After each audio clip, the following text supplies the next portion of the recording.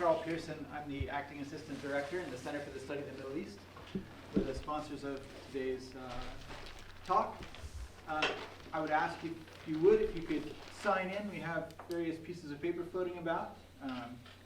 They allow us to report to the Department of Education, who supports the Center's activities with the Title VI grant, and they want to know that you have come to our event. So we'd be happy to tell them if you could sign our form for us. And I will turn the introduction of today's speaker over to Professor John Waldridge. Okay. Thank you for coming. It's a pleasure to introduce my student, NESET Ulusal. He is from Turkey with an interesting background. He has his BA and MA from Marmara University, an MAGC, which I confess I had not heard of before, in Islamic Studies and Christian-Muslim Relations, and a graduate certificacy in Islamic Chaplaincy from Hartford Seminary in Hartford, Connecticut, which, for those of you who are unfamiliar, is one of the earlier important centers for the study of Islam in the United States. NESET Bey is working on a dissertation on an Ottoman Sufi theologian by the name of Ismail Haki Borsawi, of whom I have heard a good deal from NESET over the last couple of years.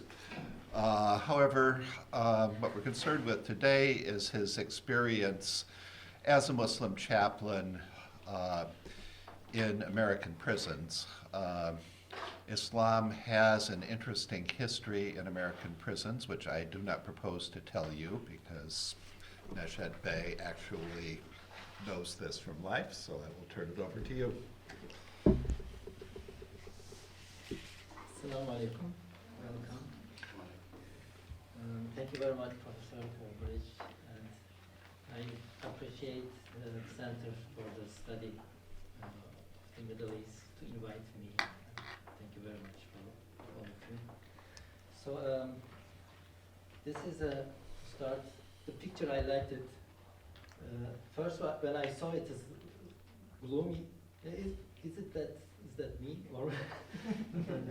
I realized actually the bars. It is representing the prison, and when I was going to the prison, every time when I was leaving the premises, I was kind of taken by an awkward feeling. So, because the brothers there, they cannot go out.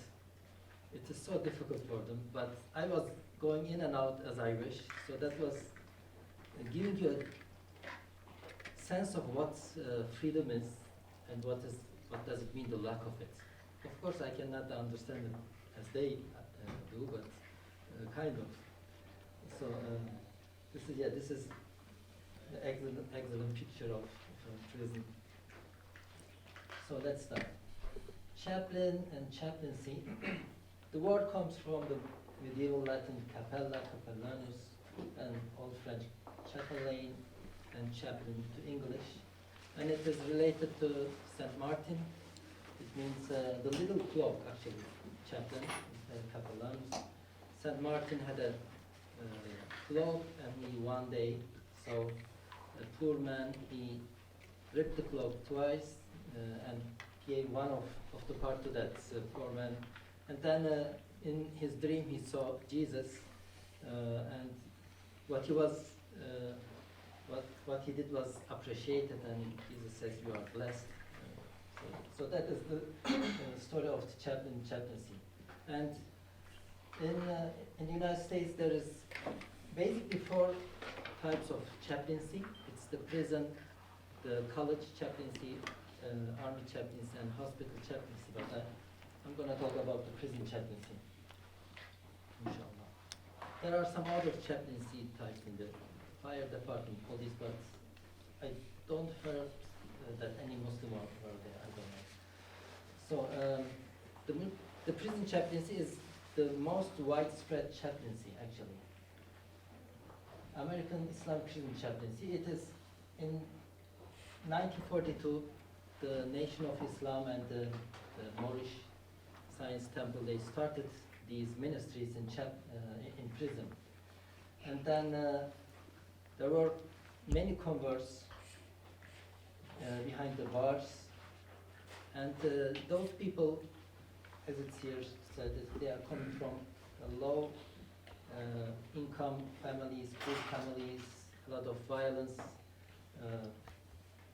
getting into trouble with the police and the law system. And that was actually the start, and it is, to some degree, it is the same. It doesn't change too much over the years. And here we have, when it comes to names, we have Malcolm X, very famous. He converted in the prison in the 40s, and then he stayed there. But afterwards, he went out of the prison. He became himself a minister in the Nation of Islam. Then he split after he had a visit to the Mecca, to the pilgrimage, and became more like Orthodox Islam. And that was afterwards. That was also after him. Elijah Muhammad's son, Varisuddin Muhammad, he brought the Nation of Islam to a kind of Orthodox Sunni Islam, actually.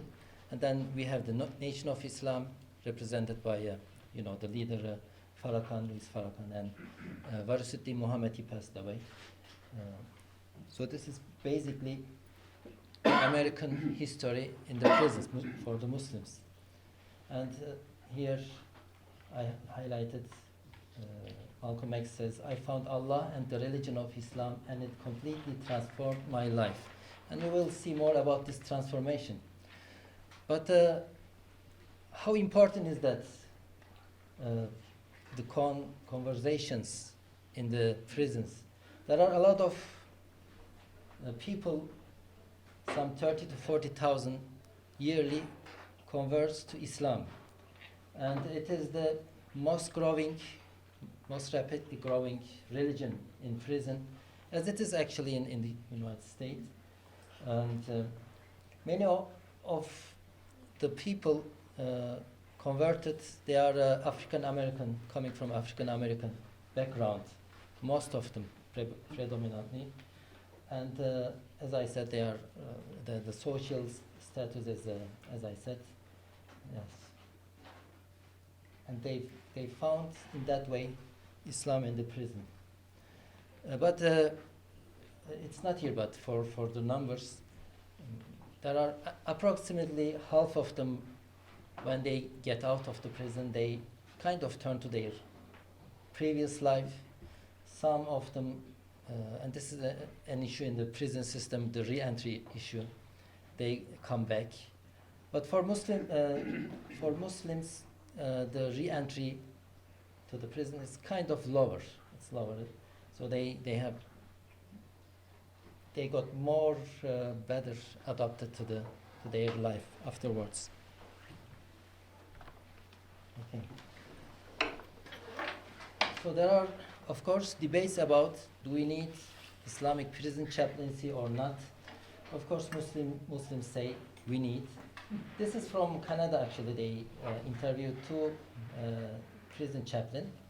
So they say the overwhelming majority of Muslim inmates who I work with saw their religion as perhaps the most important part of their own transformation. So transformation, what happens there is that's transformation.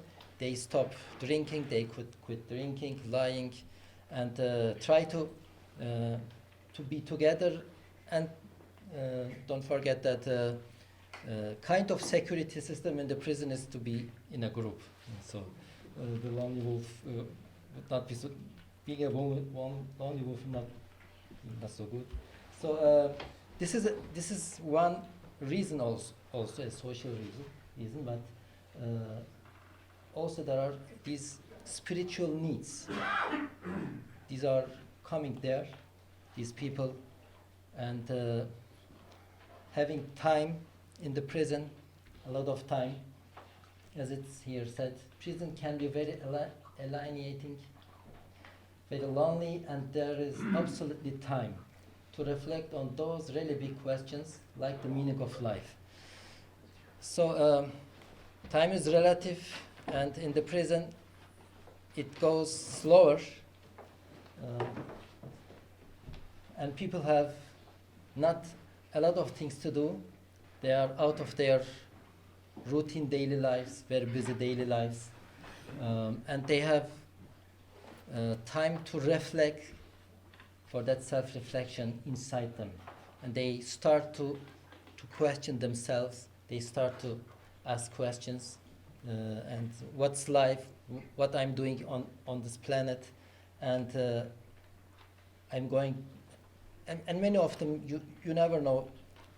If you are with an inmate, maybe he is for a lifetime there, will be there for 20, 30 years, you don't know. So they are in that spiritual need to get out of the prison in another way. They are there physically, but they want to go out free, and that is one important reason they seek religion. There are, of course, they converse to other religions, but for those who seek Islam, they want go more on this. So this is a kind of psychological push for people getting religion in prison. And of course, criticism. There are sometimes very extreme wings going quite extreme against any kind of Islamic ministry, including the prison ministry. But according to the National Institute of Justice, published in 2008, suggests that one way to counter religious radicalism in prisoners is to hire more Muslim chaplains, as well as Muslim security personnel, in order to ensure that prisoners are not left with little spiritual guidance. So, and I can say that the American justice system is not basically against it, so they wouldn't allow Muslims in prison. These are known numbers. The system knows it, the state knows it, but they see the positive outcomes, and they want people continue on this. We will maybe talk more about that towards the end, about the violent interpretations of Islam, something like this. But for the general, it is accepted. But not everyone. This is, as they called themselves in the beginning of that article, conservative evangelical viewpoint. Muslim prison chaplains, not a right. So this here, it's a very recent incident in Alabama. A Muslim inmate was executed, Dominic Ray. He was there for rape and murder, and in his last will he wanted a Muslim chaplain present with him.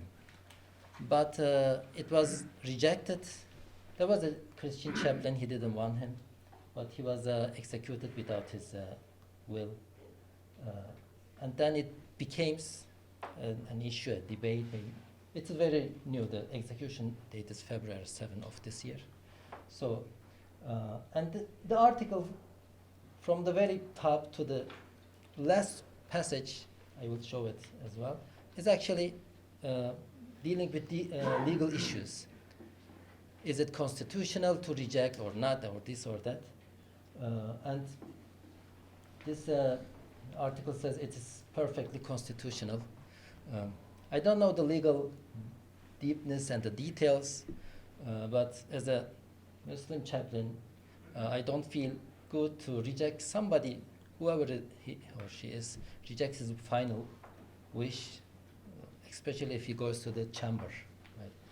So this is I'm taking it from a moral part for the ethical rather than the legal. And if there is, of course, legal issues and it's loopholes or whatever, it is the business of the man of law. So up until here, this is his conclusion for the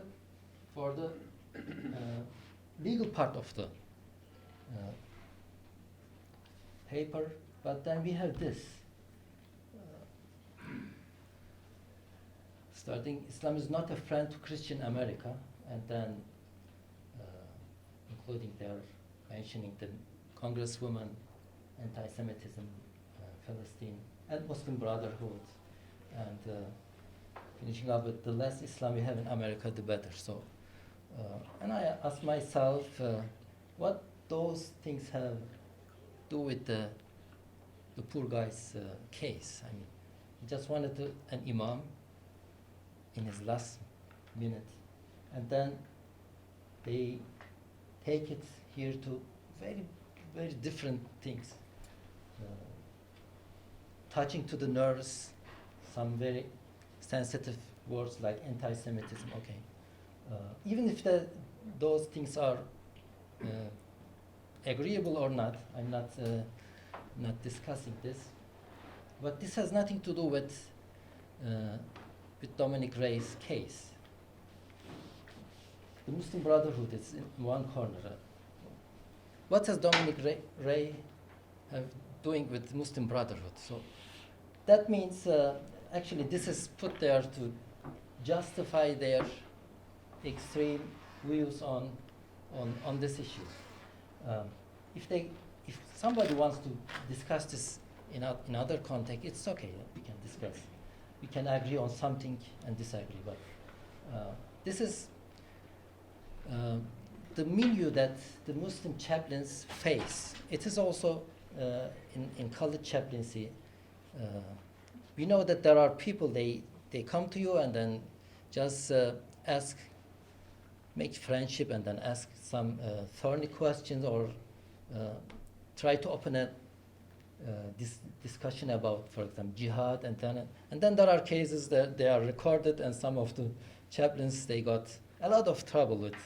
Some colleges support them, then some others say just we don't need you anymore, something like this. But so this is a fact on the ground, yeah, and this is what Muslim chaplains also have to deal.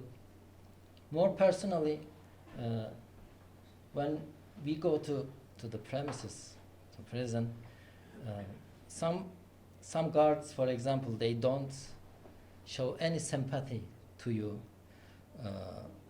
No smiling, no nothing. Some others are good, but we know that the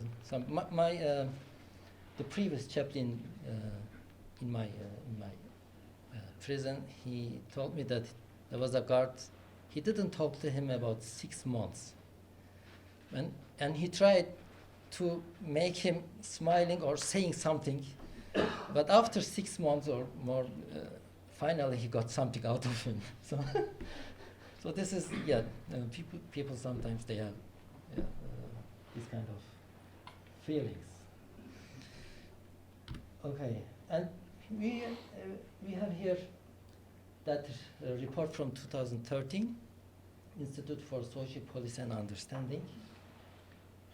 This is, again, it talks about the threat and danger that those people, those extreme ones, they try to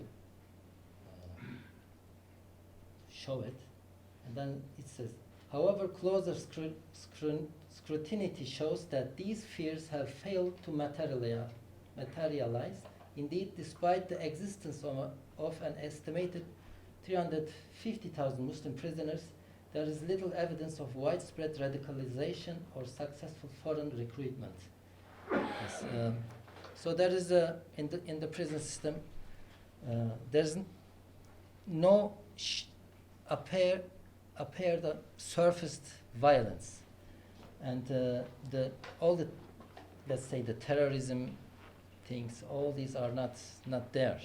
So what is there is, keep the time, oh, it's what is there? Just some people try to subdue that phenomena, the Islamic chaplaincy. And I cut short something. Okay. Let's talk about a little for my personal experiences. As Professor Walbridge said, I'm a graduate of Hartford Seminaries. MAGC is a Master of Arts and graduate certificate in Islamic chaplaincy program. So I graduated in 2015 before I came here. And first time my encounter with a prison setting was to the York Correction Institution, Niantic, Connecticut. And Niantic is about something 40-45 minutes east of New Haven. And New Haven, you know, Yale is there. And kind of the motto in that prison was, as the prison chaplain told us, this is, so the kind of motto, this is jail, not Yale. So don't keep your expectations high. We went there, it was at that time it was a woman institution, just for ladies. So we went there with our professor. I was taking a course about prison chaplaincy. And first we saw all these, here is the church, here is the school, here is the gym, here, it was kind of, everything looks cool. But then they showed us the cells, and then we realized, yeah, this is the prison. It is not here. Yeah. It was, so the seriousness, and the supervisor there, she told us that, for example, when they can study there, graduating, people graduating from high school, and they can study and they can get some certificates, but when there is nothing left for them to do, there is the chance of suicide raises. So when okay, we are done, but there's 20, 30, 40 years ahead, and that makes people so close to suicide. And that means that it is a very important task in the prisons to support these people spiritually, to keep them together, body and mind and the soul. So that was my first encounter. And then here, when I was living the first year in Fishers, up in after Indianapolis, I commuted 1 year to Ohio. It's Medicine Correctional Institution. It is about 2 hour, more than a 2 hour drive. Once a week, Fridays, there is 2 units, the A unit, the B. So one was level 2, one was level 3, the security levels. And I was doing both sides, Friday prayer and a halakha, reading something. When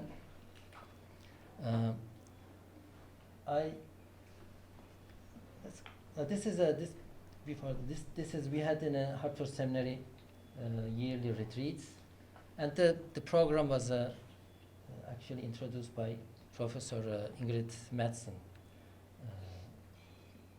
in the early 2000s, and this is after the retreat we were taking some pictures with this our new director, Professor Timur Yuskayev. So and facts on the ground. So being with the inmates spiritually is the most important part. To keep your heart open to them,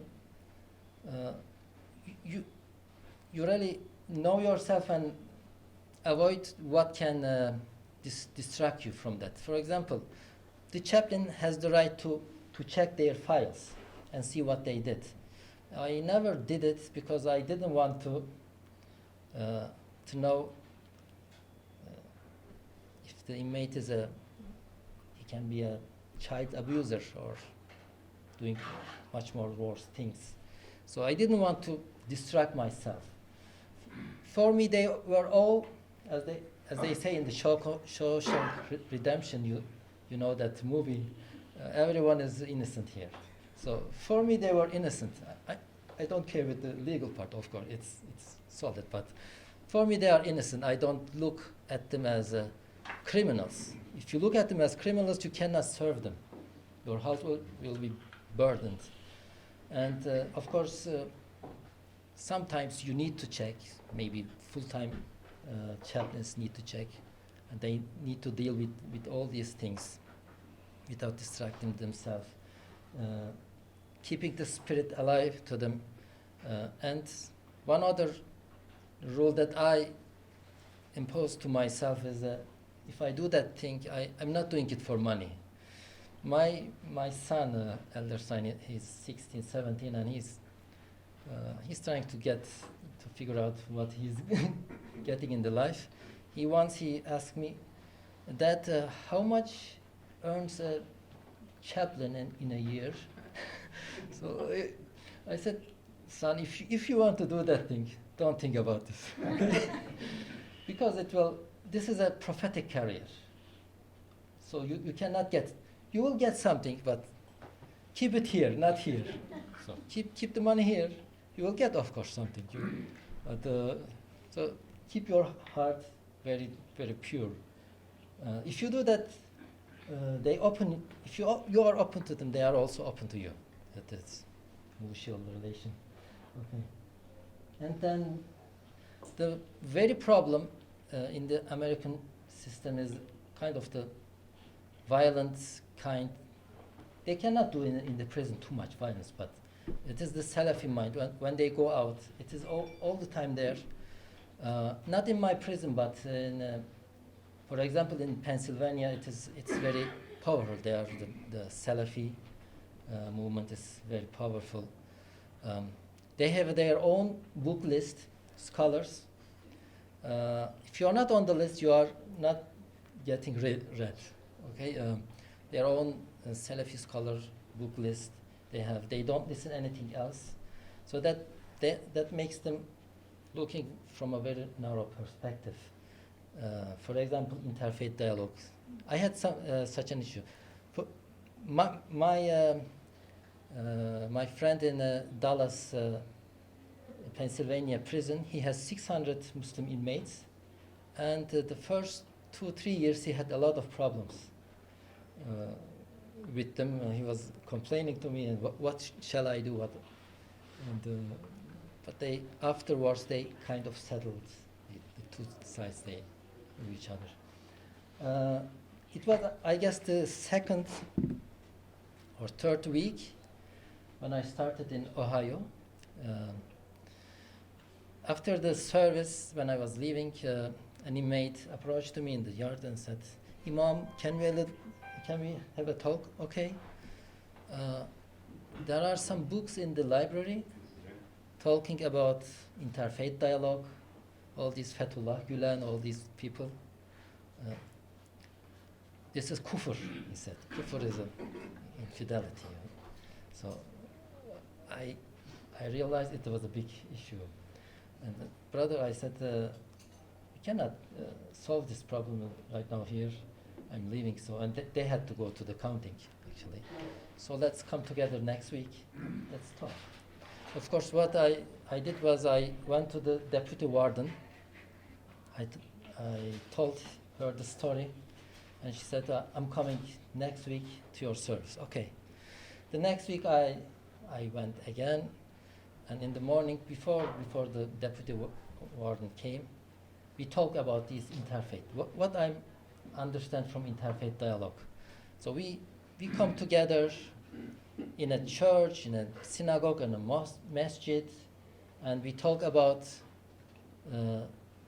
its subject. We are talking from the Islamic perspective. They are talking from their Christian, Jewish, whatever perspective. What's wrong with that? And the leader of the group, I realized this is a group of 5-6 people.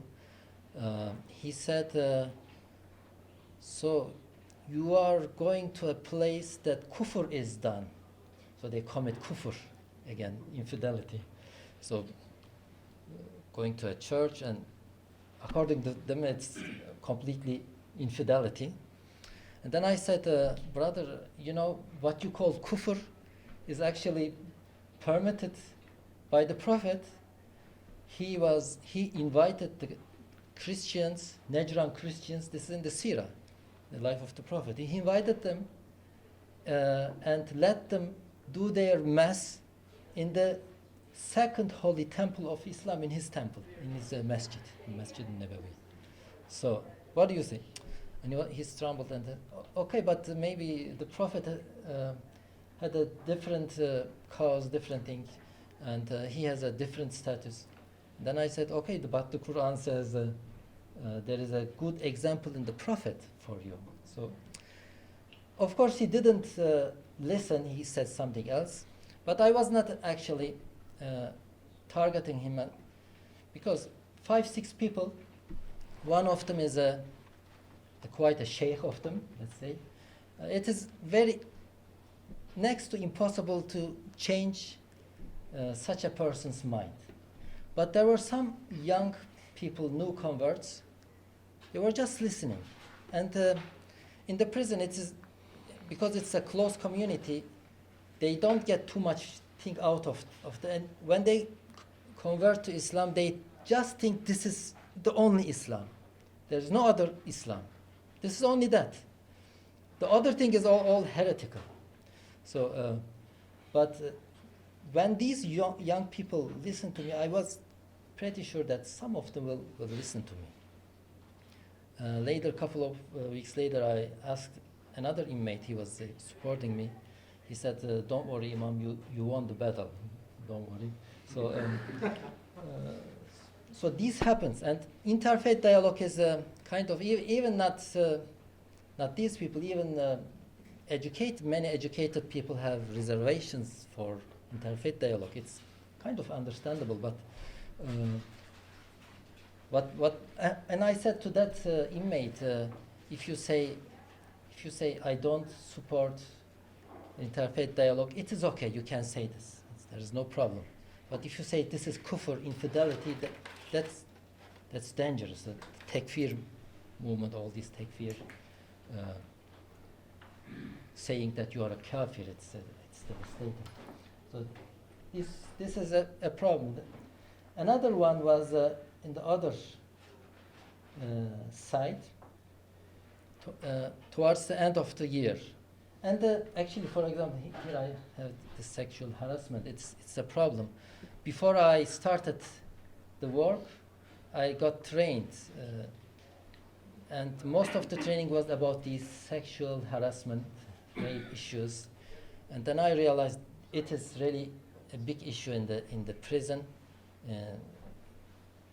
They don't have, they have no families, no nothing, and easily going to these ways, and violently or how much. But at the end, in the other section, another crisis, let's say, appeared.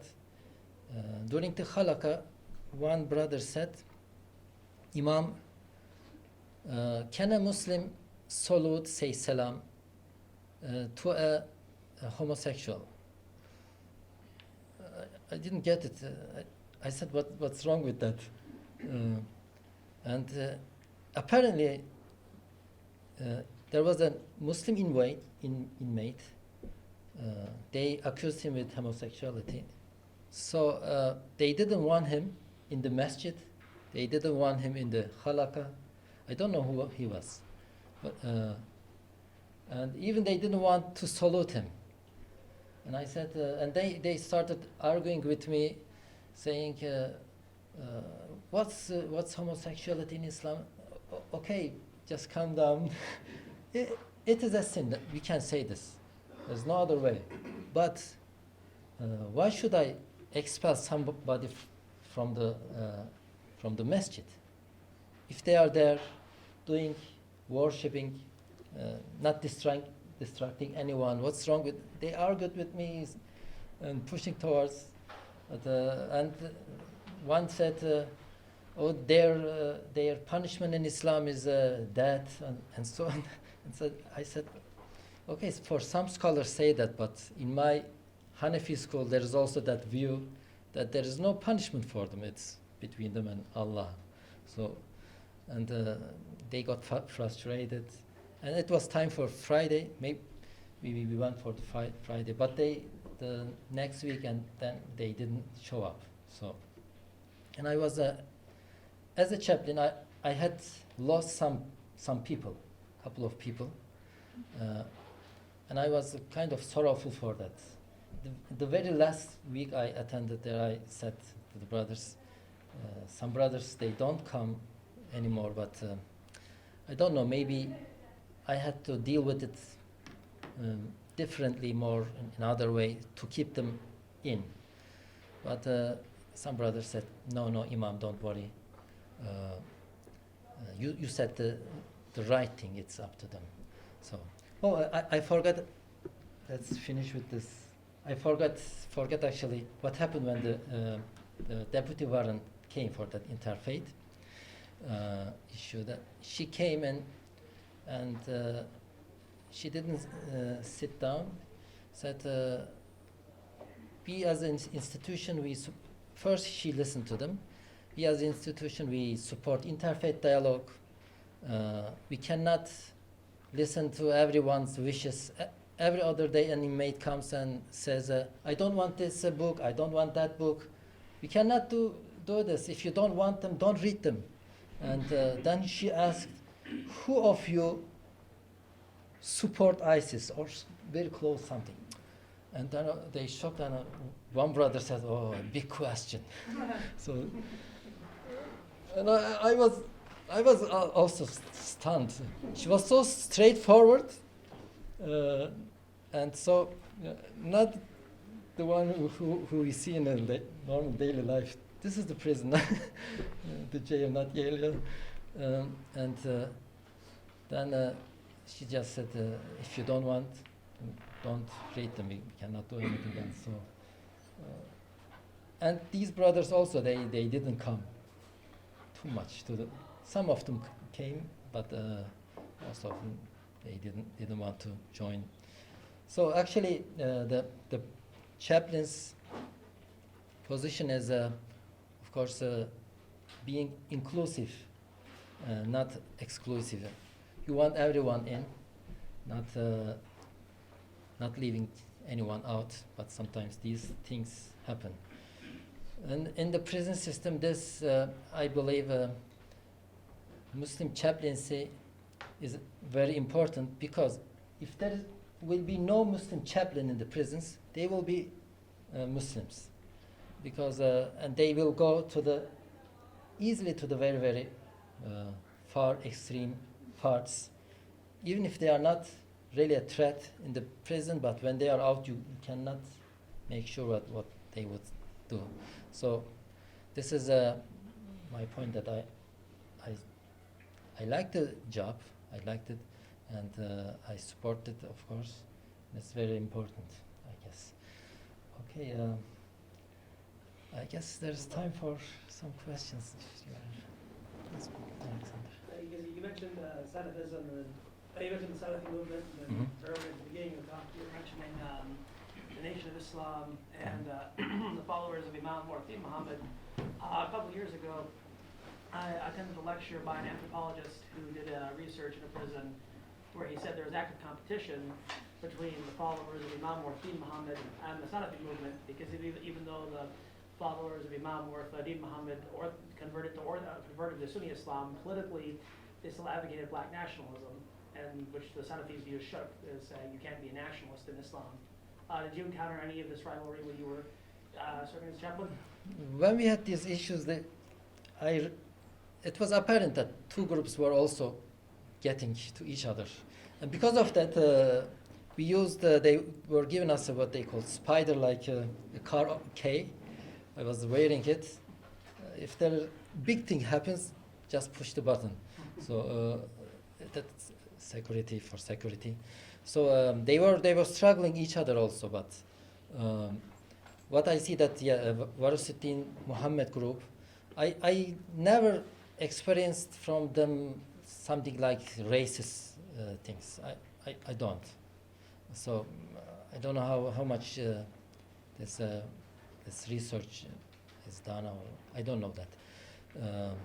It was not racism. It was more than that understanding, I guess, the kind of Salafi versus more Sunni or Orthodox, or I don't know. I don't know the details. I know that the Warusuddin Muhammad group, they don't want to get in fight with people. Even they don't reject the Nation of Islam. They don't like somebody talking against them. This is what I know. But for the Salafi group, as I said, in my prison there it was not too much. It was very weak. But in some other prisons maybe there are. Yeah. Okay. Yes. What about the presence for women? Is there a female, like not imam, but a woman who makes Yes, there are. regular, Yes, in yes. a regular basis? Yes, there are also female chaplains. As I showed in my picture, there are some of our friends. They do chaplaincy, both for men and women. Yes, sir. I had a question. Beginning, you were talking about recidivism rate, people returning to prison after they left and went back into society. It seemed to be better with people that had converted to Islam. I mean, that's a very intriguing concept. I think one of the great problems with American judicial system is that we don't provide enough support to people when they get released. You know, they have very difficulty getting jobs, counseling. Sometimes the world has changed. They don't know what a cell phone is and things like that. And so some communities are doing very interesting things, trying to encourage companies to rehire them, but to give them support. So why do you see that Islam is giving them more tools? Is it that spiritual strength to persevere longer and not give up, not get discouraged? Do you see that as contributing to the lower recidivism rate? Yeah. First of all, there is the halfway home system. Yeah, Halfway houses. We tried to establish one in Connecticut. We couldn't. But this system helps released inmates to get adopted again to the society. But it is very basic. There are a lot of problems with that. And in general, I guess, I mean, somebody released from the prison, and these individuals already are coming from that background, you know. It's already poor people. It is difficult for them in any way. But I guess the second part of your question, I guess it is the spirituality of Islam giving that moral values. Just you need to be righteous. You cannot harm anyone. You cannot steal. You cannot murder. You cannot. So you will be rewarded on this in the hereafter. Even if you are in trouble, you are difficulties in this life. So I guess this is that part. But as I said, roughly half of them they go back to their old lives. Okay. So thank you so much for sharing your experience with us. I have a question based on your experience at the Harper Seminary Chaplaincy program. Do you think that we have enough programs in the U.S. to prepare chaplains in terms of like interfaith and intrafaith dialogue, understanding of the criminal justice system and how, you know, correctional facilities work? Or do you think that there is a lot of work that needs to be done in this regard? Yeah, good question. Actually, one problem with Muslim ministry is, I'm sure you know also that issue. For example, a masjid opens and then they bring an imam from Egypt or Pakistan or somewhere from the Arab countries, and raise it with that background, coming to United States, different culture, different understanding, different approach, and the imam gets to the khutbah and clashes everything. and doesn't understand the youth. For example, it was also difficult for me. In the beginning, I had some issues. For example, in my cultural background, Turkish background, the scholar, the imam, speaks, and everyone else listens. And if they want to ask questions, they have to be very neat. Otherwise, the imam gets angry. But when I came here, in our training in Hartford Seminary, they said, listen, listen, listen. Don't rush to answer. And I realized many people they want somebody to listen to him. When you listen to him, many problems are solved.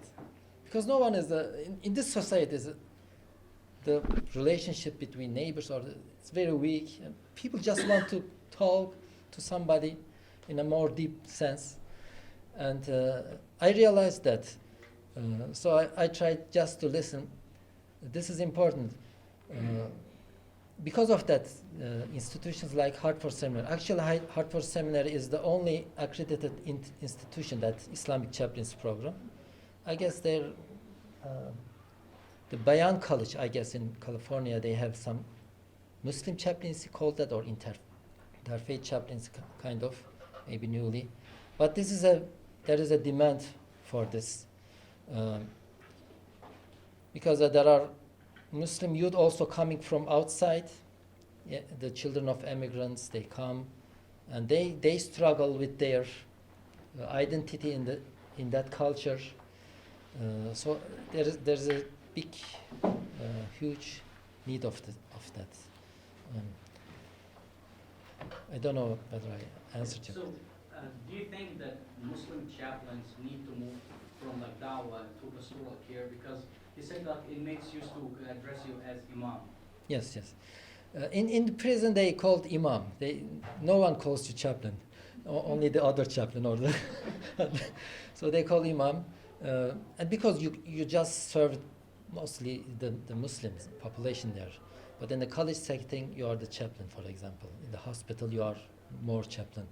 So the dawah issue, we need to put that dawah in the modern sense. So I don't know how much there are in the Muslim world the people going, or some congregations, jamaats, they go for the old type of dawah, just inviting somebody, hey, this is Islam, 6 pillars, 5 tenets. So are you Muslim? No, okay, not that way. So, but an important issue is again, you are not trying to convert somebody. You are just, and this is I find this very Islamic. There is no, the word convert in the Islamic language, maybe there is inverted introduced words, but there is no such a thing. Tabligh is just conveying the message. You just convey a message, and that should be also in the frame of the individual's characteristic, understanding level. You know to know that before, that's important, before to start to talk, you have to listen and understand what's this person about, because every individual is a universe, as the Sufis say. It's a universe. You cannot treat everyone in that regard equally. You have to listen, understand, and then assess, and then go for it. Yeah, maybe that dawah, and here actually in somewhere I passed the prison chaplaincy for also the African American congregations. It passed from that dawah to more like pastoral counseling and care situation. Yeah. Okay, please. Okay, please. First. Good. You may have mentioned this, or I came in late, so I may have missed it. Can you elaborate on how the Interfaith Dialogue process has worked for you between, I assume it's mainly Christians and Muslims? I mean, yeah, good question. Interfaith dialogue, I see it very vital. it's very important because all the problems we have with the other, let's say with the other, because of lack of dialogue. So if you sit down with people, and even if you don't talk about religion, it's not necessary to talk about religion. The first step is, oh, this guy is also a human being. He eats, he drinks, okay, like me, he loves, he's sometimes sad, he has feelings, he has emotions. So even that is a very big gain. But in the prison system, of course, these people, they cannot do not involve actively in interfaith dialogue, maybe in that regard. So they put, there is also already barriers, and if they are teaching, puts more, they have walls between, even if they are in the same cell with another person, they have intellectual walls, spiritual walls, and so close to everyone else. It needs to be removed, of course. Okay. Some of my friends, a few months ago, they visited a prison. I don't recall the name, but it's about 3 hours drive from here. And they visited Muslim prisoners. And actually, they complained over there that they find difficulty reading books about Islam. Even they don't have enough mushaf or Quran to read in English. So my question is two parts. Is it why there are not enough mushafs or Quran tafsir for these people? And secondly, if you choose some books about Islam, how do you choose it? You choose it yourself? Is it randomly? Because there are some books that is controversial and so on. So is there somebody who chooses for these people, you should read these books, you shouldn't read other books? Yeah. What is That came up as an issue when I was there also. So the books comes through charity. The state doesn't provide any books. The churches they provide many books, but the Muslims they usually don't get too much.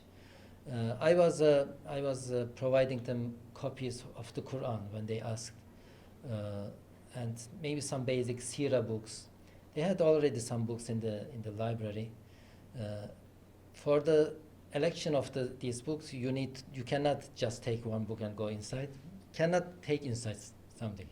I was just allowed to get my driver's license inside. No, nothing else.